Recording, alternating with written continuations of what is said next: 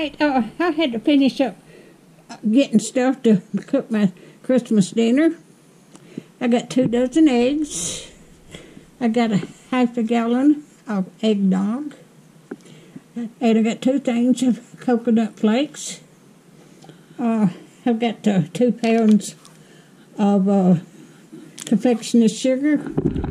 And I'm going to make some coconut balls and dip them in chocolate for a lady that I know.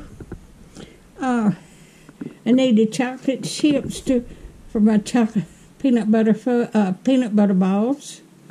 I needed pistachio pudding for my pistachio salad.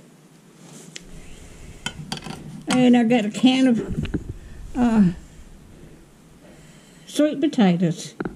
And I'm going to make peanut butter balls and peanut butter fudge.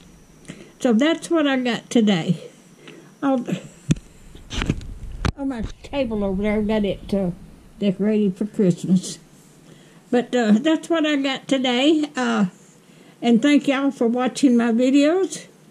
And I hope everybody has a Merry Christmas and be blessed. Thank you. Thank you for watching.